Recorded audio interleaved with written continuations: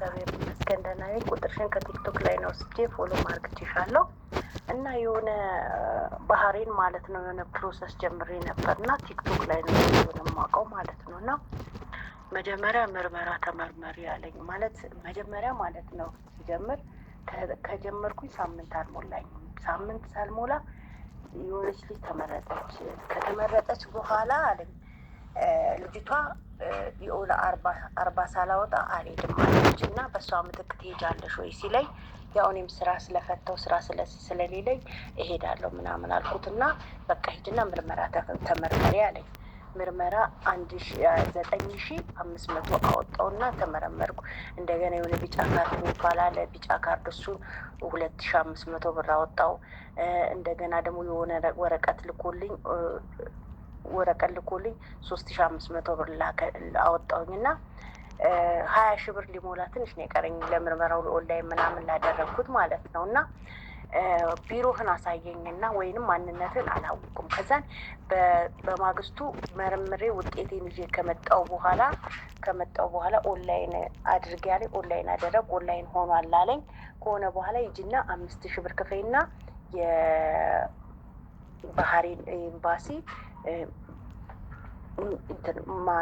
ቪዛ አስመቻ አለኝ። ቪዛ አስመች ሲለኝ እኔ አንድ ቢሮውን አላውቅም፣ አንተ ማንነት አላውቅም። ይሄ ሁሉ ወጪ ራሱ ያወጣሁት አሁን ሌላ ቦታ እንኳን ባይሆንልኝ ሌላ ቦታ ሊሄድ ብል የሚሆነው ይሄ ምርመራው ለባህሬን ብቻ ነው እና በዛ ላይ ካለ ፍላጎት ቦታውን እኔ ያልኩ ኩዌት ነበር ያልከኝ እና አንተ ያንን ቦታ አልጀመርክልኝ ቦታ ስትለኝ በቃ እኔ መልካም መስለኝ ጀምራለሁ። ለምን ቢሮውን አሳየኝ ወይንም ማንነትን ልወቅ እና ይሄን ቢጫ ወረቀት ሲሰጠኝ ራሱ ማለት ነው ፊቱን ተሸፍኖ ነው የላከልኝ ልጅ ይሆን እሱ ይሆን አላውቅም። በሹራብ እንዲህ ፊቱን ተሸፋፍኖ አፉን ብቻ ነው ያየሁትኝ እና በዛ ተጠራጠርኩና በቃ እንደዚህ ከምታረግ ቢሮውን አሳየኝ፣ ቢሮ ካላሳየኝ ወንድሜን የሚከፍለው የደላላ ብር አልከፍልም ብሎኛል እና ቢሮውን አሳየኝ ሲል ትናንትና እንዴት እስካሁን ዝም ብለሽ ቪዛ እየተሰራልሽ ይሄን ሀሳብ ተፈጥራለሽ? አንተም ሌላ ችግር ድብቅ ሚስጥር ከሌለ ለምን ቢሮ ለምን አታሳየኝ በምለው ሰዓት አላሳይም አለኝ። እስቲ ይሄ ነገር ምን እዛ ከደረስኩ በኋላ የሆነ ችግር ውስጥ ወድቃለሁ ማለት አሁን እንግዲህ ቪዛ ካስመጣው ትኬት ይልክልኛል። ብሩን ያንን የደላላ ብር የምሰጠው ከሄድኩ በኋላ ቼኪንግ ሁሉ ነገር ከጨረስኩ በኋላ ነው የሚሰጡት። እዛ ከደረስኩ በኋላ የሆነ መሰናክል ይመጣብኛል። እስቲ ንገሪኝ ማለት ቢሮውን አላውቅም። የሆነ ችግር ቢደርስብኝ ራሱ አልጠየቀውም። እስቲ ያለውን ነገር ንገሪኝ። ሰላም እህቴ። ሰላም እንዴት ቆያችሁ? እህቴ ችግር ውስጥማ አሁን እዛው ኢትዮጵያ እያለች ገባሽ አይደል? ምን ባህሬን አስኬደሽ ሜዲካል አስገብቶሽ እኮ እዛ የባህሬን ኤምባሲ ሄደሽ ቪዛ የምትልኝ ማለት ኤምባሲ ነው እንደ ቪዛ የሚያወጣልሽ? ኤምባሲ መጀመሪያ እኮ አረቦቹ ናቸው ከፊልሽ ነው ቪዛ ሊያወጣልሽ የሚችለው። በዚህ አጋጣሚ ብዙ ልጆች እንትን ሳይገቡ ቪዛ ሳይሰራላቸው ሜዲካል የሚገቡ ልጆች አሉ። ሜዲካሉ አገልግሎት 2 ወር ኦር 3 ወር ነው። በዛ መካከል ቪዛ ካልወጣ ያ ሜዲካል ይቃጠላል። ለሜዲካል ብር 9,500 ብላለች እህታችን። ሌላም አለ በዛው የታክሲም አለ። ዋፊድ በነገሩ የላትም እሷ ቢሮ ራሱ ስላላሳያት ማለት ነው። በነገራችን ላይ ፕሮሰሱን በኦንላይን ጀምሩት፣ ችግር የለውም በኦንላይን ጀምሩት። ግን ቪዛ ተሰራላችሁ ስትባሉ ኦሪጂናል ቪዛ መሆኑን ለምንድን ነው የማታረጋግጡት? ኦሪጂናል ቪዛ መሆኑን ለምን አታረጋግጡም? ቪዛው በመቼ ነው የተሰራው፣ በመቼ ነው ኤክስፓየርድ የሚሆነው የሚለውን ትክክለኛ መሆኑን ለምን ቼክ አታደርጉ? በጣም ብዙ እህቶቻችን እየተበላችሁ ነው በእውነት። በእርግጥ ከመቸኮላችን የተነሳ እርግጥ ነው እውነት ይመስለናል፣ ውሸት ሁሉ እውነት ይመስለናል። እና ለምን መጀመሪያ ሜዲካል ትገባላችሁ ቪዛ ሳይሰራላችሁ? ከምንም በላይ ቪዛ ነው የሚቀድመው፣ ልንገራችሁ። ቪዛ ነው የሚቀድመው። ገባችሁ? ፓስፖርት ከላካችሁ፣ ቪዲዮ ከላካችሁ፣ ፎቶ ከላካችሁ በኋላ ቪዛ ነው የሚቀድመው።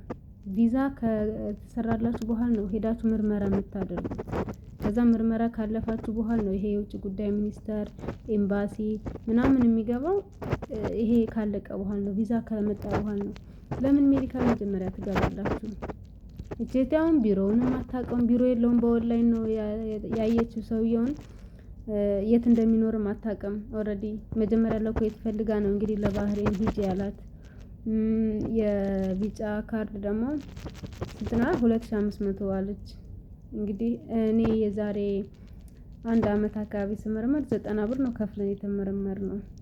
በዚህ በ1 አመት ልዩነት የስንት እጥፍ ልዩነት እንዳመጣ አላውቅም። የስንት ብር ልዩነት እንዳመጣ አላውቅም። ኦልሬዲ የ2410 ብር ልዩነት ነው ያመጣው።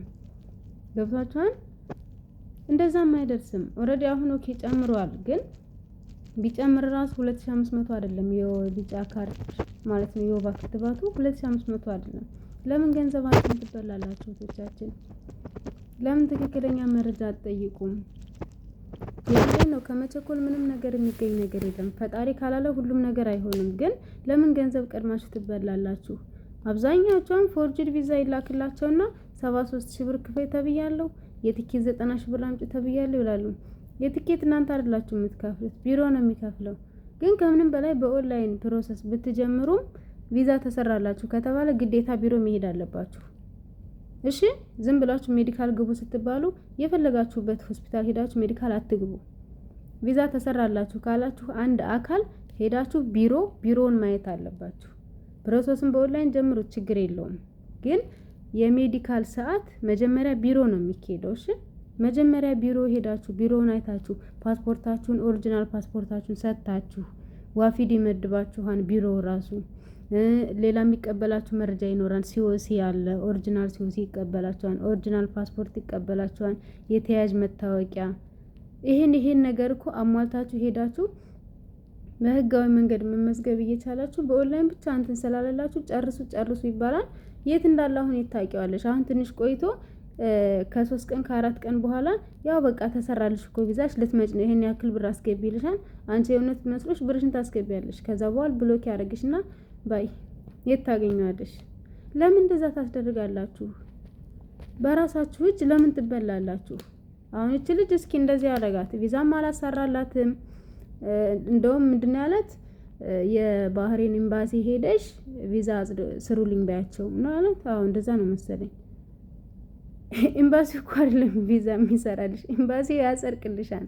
ኦሪጂናል ቪዛ ተሰርቶ ከተላከልሽ ኦሪጂናል መሆኑን አይቶ አረጋግጦ ያጸድቅልሻል እንጂ እሱ አይደለም፣ ኤምባሲው አይደለም ቪዛ የሚሰራልሽ። እሺ፣ ያጸድቃል። ኤምባሲ ስራው ያጸድቃል፣ ኦሪጂናል መሆኑን ቼክ አድርጎ ማለት ነው። ለምን ፌክ ቪዛ ስለሚሰራ፣ የውሸት ቪዛ ስለሚሰራ፣ የውሸት ከሆነ ኤምባሲው አያጸድቅም፣ ይመልስባችኋል። ያለው ነገር እንደዛ ነው። እሺ፣ ሌላ ጥያቄ ካላችሁ ጠይቁ፣ ይመልስላችኋለሁ። በተረፈ መልካም ቆይታ